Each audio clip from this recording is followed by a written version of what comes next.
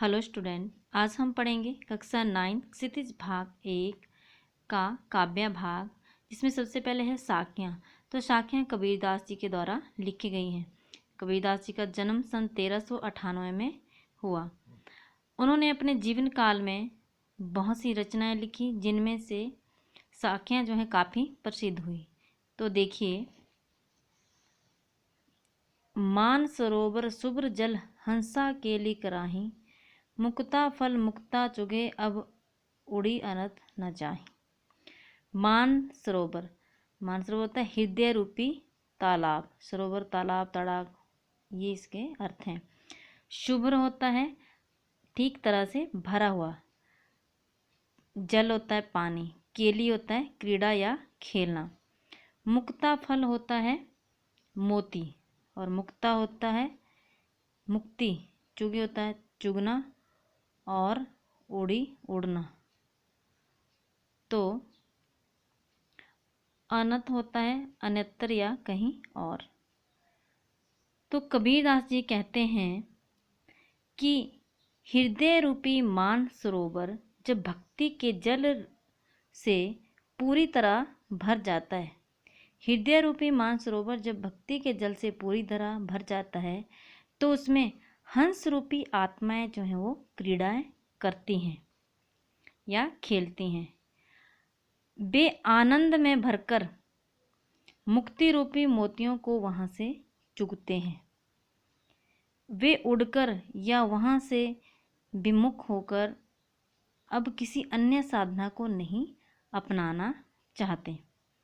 तो कहने का भाव ये है कि परमात्मा के नाम पे जो भक्त डूब जाता है, यानी कि जो भी मनुष्य अपने आप को भगवान की भक्ति में लीन रखता है, वह अब सांसारिक विषय वासनाओं से दूर रहना चाहता है। जो इंसान भगवान की भक्ति में डूब जाता है, वो संसार की विषय वासनाओं से दूर रहता है। आगे देखिए, प्रेमी ढूंढत मैं फिरो, प्रेमी न मिल्या कोई, प्रेमी को प्रेमी मिले सब विष अमृत होए। कबीरदास पहले देखिए, ढूंढत होता है ढूंढना, विष होता है जहर, अमृत होता है सुधा पियो सोम। कबीरदास जी कहते हैं कि मैं परमात्मा से प्रेम करने वाले अपने जैसे किसी प्रभु प्रेमी को खोज रहा हूँ। प्रेमी ना मिला कोई, लेकिन मुझे अपने जैसा भगवान से प्रेम करने वाला अभी तक इस संसार में कोई नहीं मिला। प्रेमी को प्रेमी मिले। जब एक भगवान के भक्त को जब दूसरा भक्त मिल जाता है, तो उसकी भक्ति जो है और भी पक्की हो जाती है, और सब विष अमृत होए। और इस संसार में जो भी विषय वासना है वो मिट जाती हैं, और उनका विषय वासना रूपी जो विष होता है वो समाप्त हो जाता है। कहने का भाव ये है कि कबीरदास जी कहते हैं, जब एक भक्त को अपने जैसा प्रभु भक्त मिल जाता है, तो इस संसार में उनकी भक्ति और भी उच्च मानी जाती है, और उन्हें इस संसार की मोह माया से कोई लगाव नहीं होता है। वह इन सब बातों से बहुत दूर होते हैं। आगे देखिए, हस्ती चढ़िए ज्ञान को सहज दुलीचा डारी, स्वान रूप संसार है भूखन दे झक मारी। हस्ती होता है हाथी, और दुलीचा होता है, दुलीचा का अर्थ जैसे छोटा आसन या कालीन भी कहते हैं, गलीचा भी उसको कह सकते हैं। डारी होता है डालकर, स्वान होता है कुत्ता, और भूकन होता है भौंकना, और झक मारना होता है मजबूर होना या फिर अपना वक्त बेकार करना। तो कबीरदास जी कहते हैं कि हे मनुष्य, तू ज्ञान रूपी हाथी पर सहज ही अपना ज्ञान रूपी दलीचा डाल ले, क्योंकि यह संसार तो क्या है, यह संसार अज्ञानी है, और यह स्वान रूप संसार है। यह संसार जो है कुत्ते के समान है, जो व्यर्थ में भौंकता रहता है, और तुम उसकी बिना परवाह किए अपने समय को व्यर्थ मत कर, तो भक्ति मार्ग पर आगे बढ़ता चल। तो इसमें कहने का भाव ये है कि हे मनुष्य, तू लोगों के जो बातें हैं उनकी ओर ध्यान मत दे। तू जो है वो इस संसार में जब आया है तो भगवान की भक्ति की ओर ध्यान दे। ये देखिए, पखा पखी के कारणे सब जग रहा भुलान, निरपक होई के हरि भजे सोई संत सुजान। पखा पखी होता है पक्ष विपक्ष, कारणे होता है कारण, जग होता है संसार जगत विश्व, भुलान होता है भुला रहा है, निरपक होता है निष्पक्ष, हरि होता है भगवान ईश्वर, भजे भजना, संत साधु सुजान सज्जन या चतुर ज्ञानी। कबीरदास जी कहते हैं कि यह संसार पक्ष विपक्ष के झगड़े के कारण ईश्वर के नाम को जो है वो भुला रहा है। यह सारा संसार ईश्वर को भुला रहा है। निरपक्ष होई के हरि भजे, जो बिल्कुल निष्पक्ष होकर भगवान का भजन करता है वही सोई संत जान, वही जो है चतुर ज्ञानी होता है। कहने का भाव यह है कि यह संसार बहुत झूठा है और ये इस संसार में जो भी है वो यहीं रह जाएगा। मृत्यु के पश्चात मनुष्य के साथ कुछ नहीं जाएगा। इसलिए हे मनुष्य, तो इस संसार में भक्ति और सद्कर्म कर, जो मरने के पश्चात जो है तेरे साथ जाएंगे, अर्थात तो भगवान की भक्ति का मार्ग अपना और उसकी ओर चल। आगे है, हिंदू मुआ राम कही, मुसलमान खुदाई, कहे कबीर सो जीवता, जो दोहों के निकट ना जाए।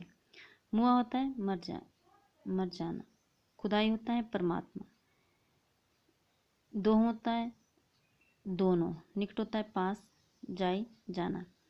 कबीरदास जी कहते हैं कि हिंदू और मुसलमान ईश्वर के वास्तविक सच को ना समझते हुए राम और अल्लाह शब्दों को पकड़कर डूब मरे। कहे कबीर सो जीवता, कबीरदास जी कहते हैं वही व्यक्ति चतुर है या वही व्यक्ति सावधान है, यही संसार में वही व्यक्ति सावधान है जो इन संसार में इन दोनों के द्वारा फैलाए गए धोखे के निकट ना जाए या पास ना जाए, जो इन दोनों के जाल में ना फंसे, जो इस संसारिक सत्यता को समझता है कि प्रत्येक प्राणी के हृदय में जो है भगवान का निवास होता है। कहने का भाव यह है कि जो कुछ हिंदू और मुसलमान लोग हैं जिन्होंने भगवान और राम और मुसलमान के नाम पर जो आडंबर फैला रखे हैं, उनके जाल में ना फंसे, क्योंकि मनुष्य को चाहिए कि वह भगवान की सच्ची भक्ति करे और ये जाने कि संसार में जो भी मनुष्य है उनके प्रत्येक के हृदय में जो भगवान राम और अल्लाह का ही वास होता है। आगे है, काबा फिरी काशी भया, राम ही भया रहीम, मोट चून मैदा भया, बैठे कबीरा जी। काबा होता है मुसलमानों का पवित्र स्थल, काशी हिंदुओं का पवित्र स्थल, और मोट होता है मोटा, चून होता है आटा। ठीक है, तो कबीरदास जी कहते हैं कि चाहे मुसलमान के पवित्र स्थल काबा में जाओ, चाहे हिंदुओं के पवित्र स्थल काशी में जाओ,